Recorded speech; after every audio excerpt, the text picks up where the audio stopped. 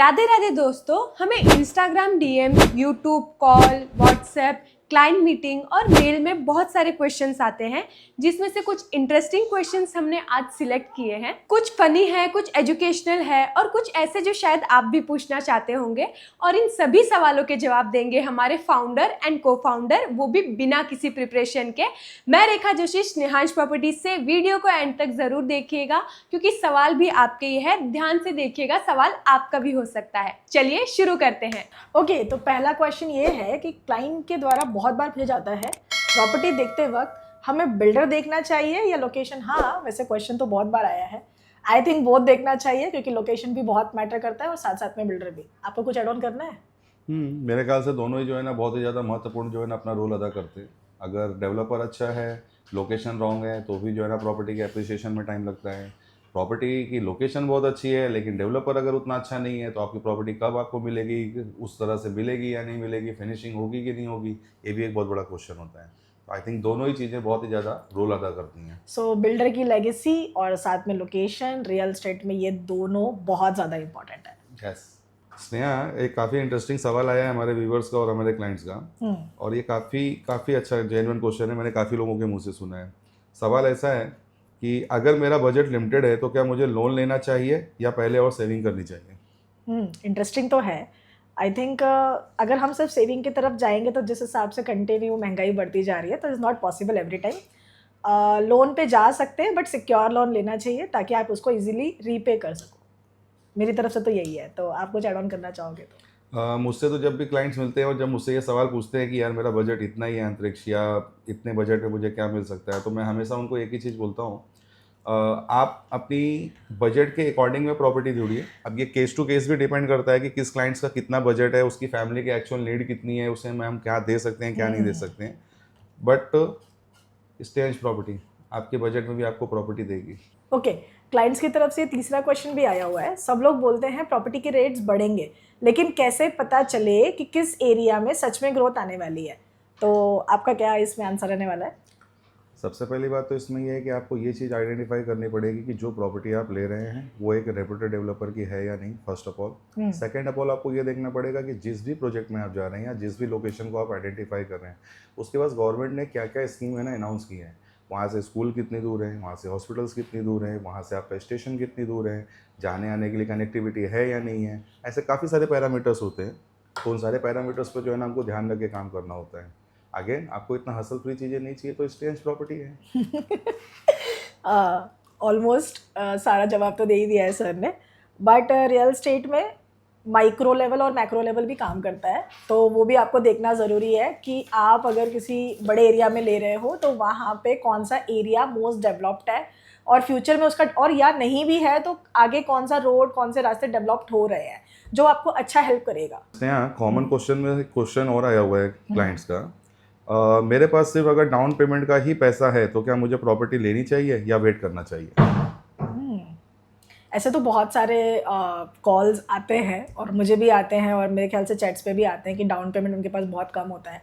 But I think अगर आप property लेने जा रहे हैं तो मिनिमम आपके पास, वैसे तो लोन 90% भी अवेलेबल रहता है, अगर एफोर्डेबल में रह रहे हैं तो ले सकते हैं। अगर आपका सैलरी अच्छा है और आप इजीली, अगेन मैं बोल रही हूँ, इजीली अगर लोन रीपे कर सकते हैं तो मिनिमम डाउन पेमेंट पे भी घर लिया जा सकता है। It's totally depend on case to case.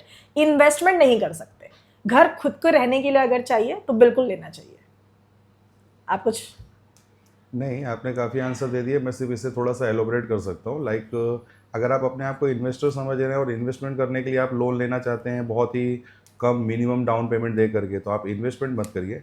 लेकिन अगर आप रहने के लिए अपने खुद का घर देख रहे हैं, अपने परिवार के लिए घर देख रहे हैं, तो डेफिनेटली आपको थोड़े से एक्स्ट्रा लोन ले करके भी, मिनिमम डाउन पेमेंट करके भी आपको जो है ना घर लेना चाहिए। मेरा आपको ये आंसर होगा।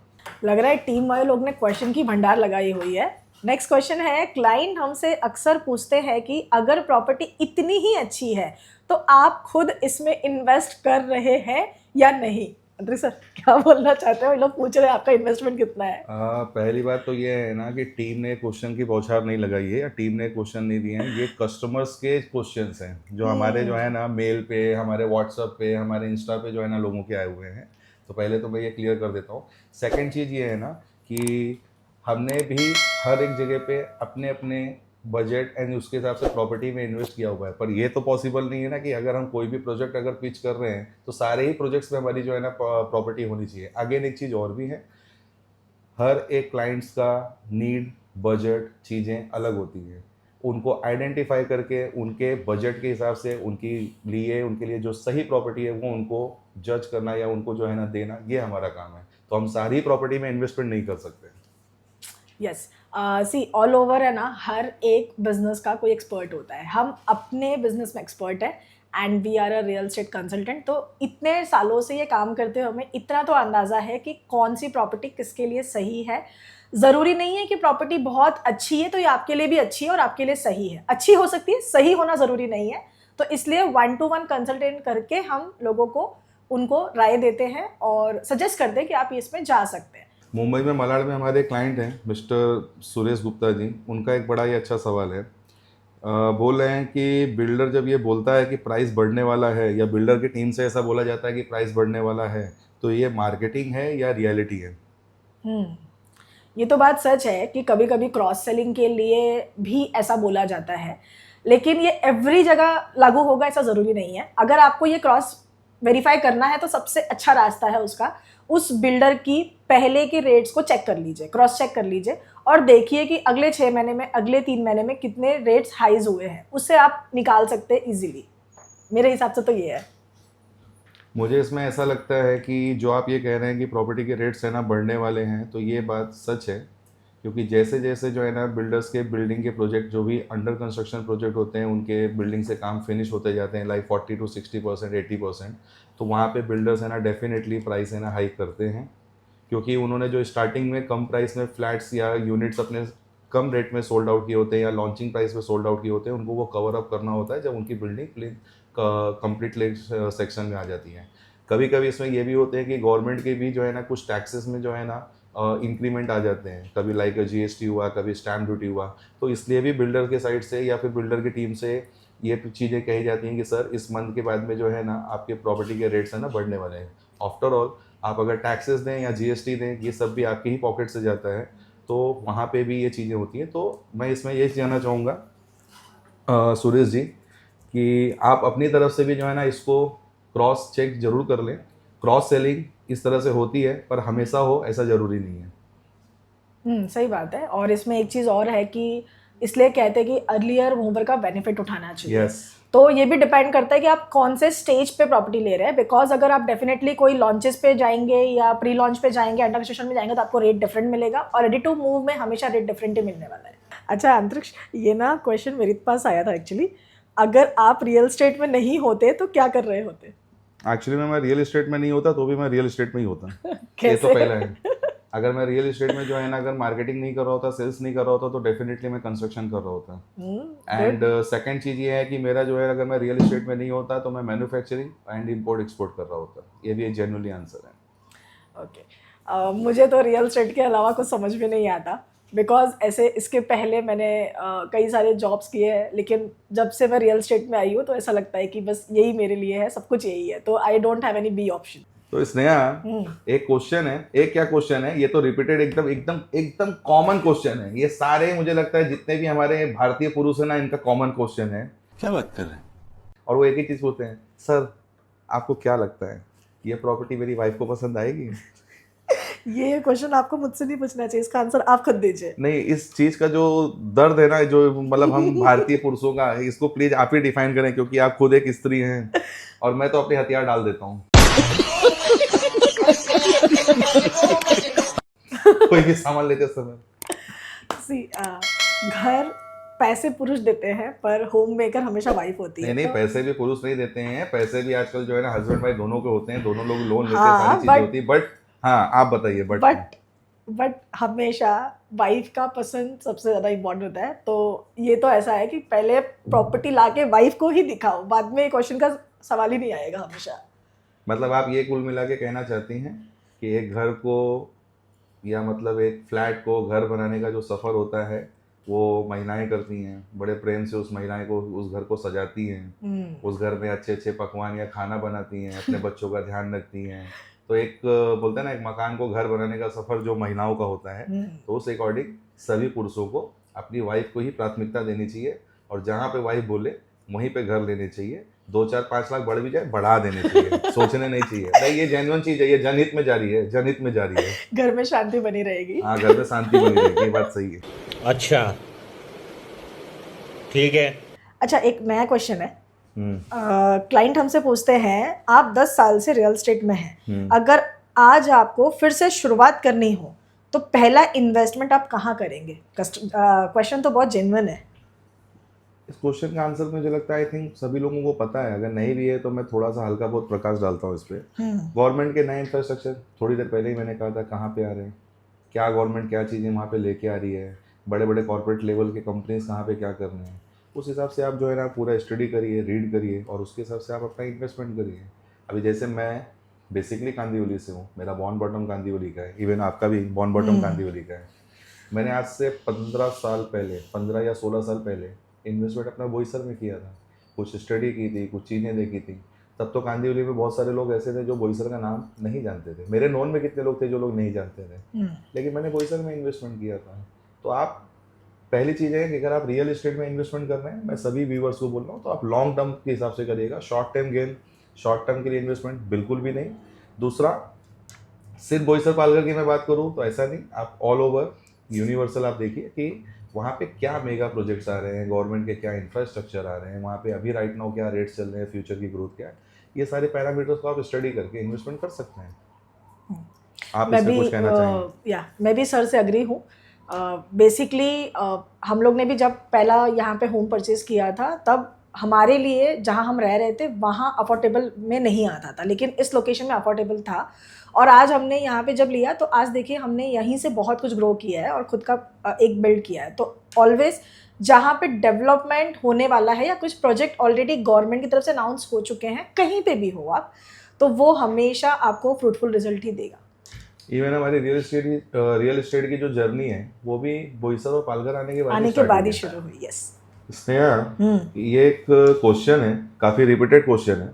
हमारे नोन कुछ क्लाइंट्स हैं, उनके भी माउथ से आया हुआ है, और बाकी इंस्टा एंड उस पर भी जो है ना लोगों ने क्वेश्चन पूछा है। और ये क्वेश्चन एक्चुअली में आपके और मेरे दोनों के लिए है। क्वेश्चन ऐसा है कि आज हमारे यूट्यूब पर 2 लाख से भी ज़्यादा सब्सक्राइबर हैं। जब आपने पहला वीडियो अपलोड किया था तो क्या कभी सोचा था कि इतने लोग आपको सब्सक्राइब करेंगे या इतने लोग आपके फॉलोअर्स होंगे? बहुत इंटरेस्टिंग है। मैं मेरी बात अगर करूँ तो सच में सोचा था, और क्योंकि जब आप कोई चीज़ की शुरुआत करते हो और यूं ही कर लेते हैं, अगर उसके पीछे आपका वाई क्लियर नहीं होता तो आप उसको बहुत देर तक लेके नहीं जा सकते। और किसी से इन्फ्लुएंस होके हमने इसकी शुरुआत नहीं की थी। पहले हमने 10 साल इस इंडस्ट्री में दिया है, अपने आप को बहुत सारी चीज़ों में स्टडी किया है, पक्का किया है, तब जाके हमें जब लगा कि नहीं, अब इसको हम यूट्यूब पे भी डाल सकते हैं, अपनी नॉलेज को शेयर कर सकते हैं, तब जाके हमने इस यूट्यूब की शुरुआत की थी। और इसके पीछे बहुत बड़ा विजन है। मैं अपने मुंह से नहीं कहूँगी, बट जो लोग हमारे सब्सक्राइबर हैं, सबसे पहले तो उनके लिए थैंक यू कि उनको लगता है कि हम हैं। और मुझे सच में रियली में बहुत सारे कॉल आते हैं। इवन मैं आपको बताती हूँ, आज सुबह भी मुझे जस्ट कॉल आया था और उनका फ़ोन था पुणे से। मैंने कुछ इन्फॉर्मेशन वीडियोस डाले थे, तो उन्होंने लैंड परचेज़ की है और उनको जिससे परचेज़ की उन्होंने नॉलेज नहीं दे रहे हैं, डाइवर्ट कर रहे थे। तो उन्होंने मुझे कॉल करके एक चीज़ पूछी कि मैम, मैंने लैंड तो परचेज़ कर ली है, बट 7/12 मुझे करना है और ये फीस मांग रहे हैं, क्या सही है? और मैंने उन्हें गाइड किया और क्लाइंट ने मुझे बहुत बार थैंक यू बोला। तो मुझे ऐसा ये बहुत अच्छा लगता है कि मैं किसी के वैसे भी काम आ पा रही हूँ या मेरी कंपनी काम आ पा रही है। तो ऑफकोर्स ये मैंने बिल्कुल सोचा था, और इससे भी बड़ी सोच हमारी कंपनी की है। जो जुड़े हैं और जो जुड़ते जाएंगे वो इसका खुद आंसर खुद ही वो देंगे।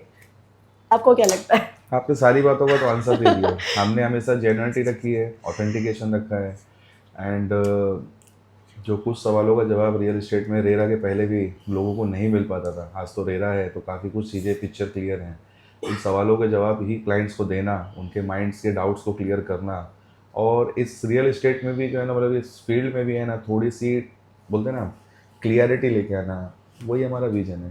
तो ये कारवां कंटिन्यू चलता रहेगा, इसमें कुछ सोचना नहीं है, ये चलता रहेगा, लोग जुड़ते रहेंगे, क्योंकि यहाँ से जो भी हार्ट में है वही फेस पे है और वही जवान पे है। अच्छा, बहुत ही इंटरेस्टिंग क्वेश्चन है और थोड़ा पर्सनल भी है। क्या? आप दोनों बिजनेस पार्टनर भी हैं और लाइफ पार्टनर भी। कंटेंट क्रिएट करते वक्त या बिजनेस डिसीजंस लेते वक्त कभी आर्ग्यूमेंट भी होता है? कैमरे बोलना है नहीं होता है।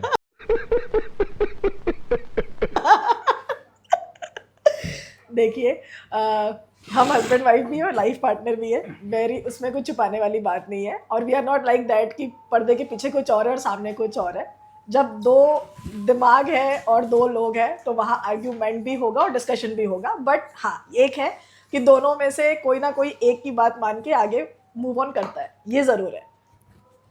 यस स्नेहा जी, एक क्वेश्चन और है। हमारे एनआरआई क्लाइंट्स ने पूछा है कि अगर आप खुद एनआरआई होते और इंडिया में सिर्फ एक जगह इन्वेस्ट कर सकते तो क्या पालघर आपकी लिस्ट में होता और क्यों? क्या कहती हो आप? मैं खुद एनआरआई होती और इंडिया में इन्वेस्ट करना होता तो पालघर आपके लिस्ट में होता। अभी तक जितने एनआरआई क्लाइंट्स मैंने अटेंड किए हैं, वो मुझे वो मिले हैं जो ऑलरेडी पालघर को जानते हैं, सुने हैं, या वो मुंबई में रहते हैं, मुंबई का उनका आना जाना है, या बहुत सारे लोगों के रिश्तेदार वगैरह बोईसर पालघर में हैं। बेसिकली ये क्वेश्चन आई थिंक उतना रिलेवेंट नहीं है कि एनआरआई होते तो पालघर में इन्वेस्ट करते, पालघर लिस्ट में होता। क्योंकि आज की अगर मैं करंट सिनेरियो की बात करूँ तो इंडिया में हर जगह पे डेवलपमेंट चालू है। मैं बहुत ट्रैवल कर रही हूँ आजकल और मैं देखती हूँ, मैं जहाँ भी जा रही हूँ वहाँ पे हर महीने कुछ ना कुछ लॉन्चेस है। इंडिया इस समय बहुत मैसिव ग्रोथ कर रही है रियल एस्टेट में। ऑफकोर्स अगर मैं मुंबई में होती, मैं मुंबई से ही हूँ बेसिकली, अगर मैं एनआरआई होती तो मैं ऑफकोर्स पालघर को लिस्ट में रखती। आपके हिसाब से? बिल्कुल सही बात है। मुझे भी, क्योंकि मैंने भी जितने भी जो है ना क्लाइंट्स को अटेंड किया, चीज़ें की हैं, तो दे आर लाइक मतलब last 25 years, last 15 years, last 20 years वो लोग जो है ना फॉरेन में हैं। तो वो मुंबई से लगे हुए प्लेस में एंड जहाँ पे बीचेस हों, पीस ऑफ माइंड हो, काफ़ी एनवायरनमेंट अच्छा हो एंड रेट्स भी काफ़ी एफोर्डेबल हो, तो वो मैं भी अपनी लिस्ट में पालघर रखता हूँ और क्लाइंट्स भी पालघर को जो है ना जानते हैं। अच्छा, पालघर को जानते हैं इसलिए क्योंकि बिकॉज ऑफ यहाँ का इंफ्रास्ट्रक्चर, जो गवर्नमेंट इस समय यहाँ पे इंफ्रास्ट्रक्चर लेके आ रही है, तो उस इंफ्रास्ट्रक्चर की वजह से जो है ना उसमें क्या है, कल्चर भी मैटर करता है काफ़ी। लाइक हर स्टेट का अलग कल्चर होता है। अगर वो स्टेट के हैं तो फिर डेफिनेटली वो उस एरिया के बारे में सर्च करते हैं, जानते हैं और सोचते हैं कि हम अपने ही लोकेलिटी में, स्टेट में ही अपने ही रीजन में रहें, अपने ही लोग रहें यहाँ। बिल्कुल बिल्कुल बिल्कुल। हाँ। तो डेफिनेटली अगर हम एनआरआईज होते तो वहाँ पे भी प्रॉपर्टी रखते हो, यहाँ पे भी अच्छा इन्वेस्टमेंट करते हैं। अच्छा, बॉलीवुड से ही हमारे क्लाइंट है जिन्हें हमने अभी 6 महीने पहले ही प्रॉपर्टी दी है पालघर में। उनका नाम तो रिवील नहीं करेंगे, बट उनका क्वेश्चन बहुत इंटरेस्टिंग है। अगर स्नेहंश प्रॉपर्टीज पर एक बॉलीवुड मूवी बने तो स्नेहा जी और अंतरिश जी का रोल कौन करेगा? क्या लगता है? यार ये क्या सवाल हुआ? बॉलीवुड से है ना, तो बॉलीवुड वाला उनके दिमाग में चल रहा है।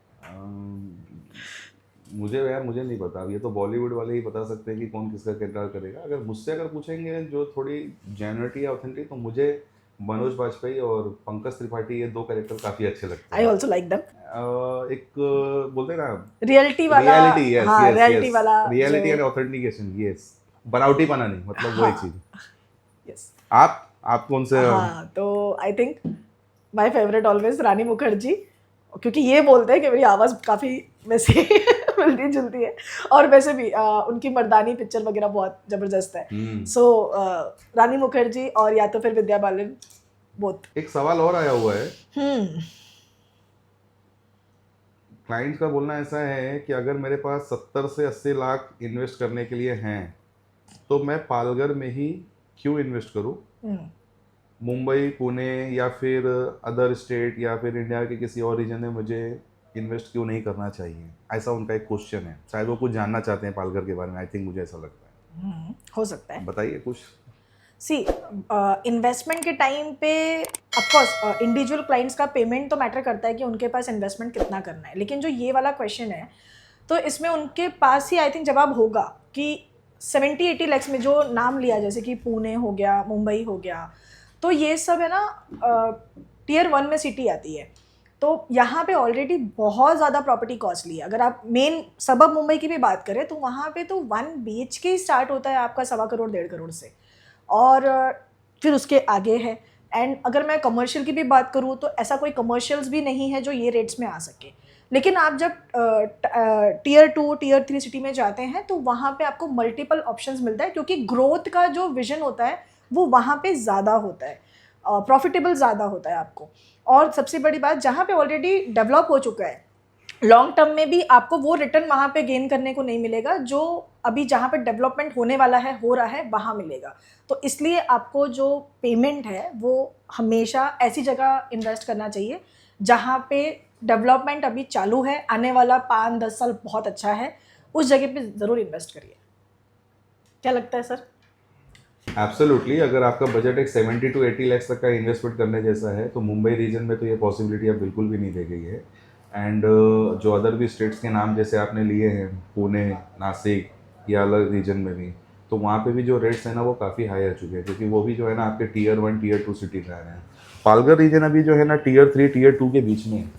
और यहाँ पे जो है ना आपको जो है अगेन वही चीज़ है कि मतलब आपको मुंबई से कनेक्टिविटी काफ़ी अच्छी मिलती है, चाहे वो आपकी लोकल ट्रेन कनेक्टिविटी हो, बाय रोड कनेक्टिविटी हो, एक्सप्रेसवे कनेक्टिविटी हो। सेकंड चीज़ ये है कि आप यहाँ पे रह के भी खुद के लिए जो है ना जॉब अपॉर्चुनिटी यहाँ पे बहुत अच्छी है। वाटर को लेके, पानी को लेके कोई भी प्रॉब्लम नहीं है, मतलब इवन ना रेनी सीजन में जो है ना यहाँ पे हाई टाइड की कोई इशू है, और ना ही बाकी के टाइम पे जैसे समर टाइम पे जो है ना कोई पानी की किल्लत या प्रॉब्लम, वो भी कोई इशू नहीं है। पॉल्यूशन फ्री है और मुंबई से एकदम लगा हुआ है। तो इस प्राइस रेंज में एक अच्छी इन्वेस्टमेंट, एक अच्छी सोसाइटी, एक अच्छा एनवायरनमेंट अगर आप अपनी फैमिली को देना चाहते हैं तो मुझे नहीं लगता कि पालघर से बेस्ट कोई लोकेशन है। सो आई होप ये वीडियो आपको पसंद आई हो। बहुत सारे Q&A क्वेश्चंस के आंसर्स हमने दिए हैं, और अगर आप इसे रिलेट कर पाएंगे तो प्लीज़ हमें कमेंट में जाके बताइएगा। और अगर इसी तरीके से बहुत सारे क्वेश्चंस आपके भी दिमाग में चल रहा हो तो आप फिर से हमें जाके कमेंट कर सकते हैं, और इंस्टाग्राम पे भी कमेंट कर सकते हैं, या हमें किसी भी सोशल मीडिया प्लेटफॉर्म से जुड़ सकते हैं। पहले तो थैंक यू इतने सारे कमेंट्स और इतने सारे क्वेश्चंस हमसे पूछने के लिए, ग्रेटफुल हूँ उसके लिए। और इसी तरीके से आप हमारे वीडियोस को देखते रहिए, लाइक करिए, शेयर करिए, सब्सक्राइब करिए। और स्नेहंश प्रॉपर्टीज़ की तरफ से आप सभी लोगों को तहे दिल से बहुत बहुत धन्यवाद। राधे राधे।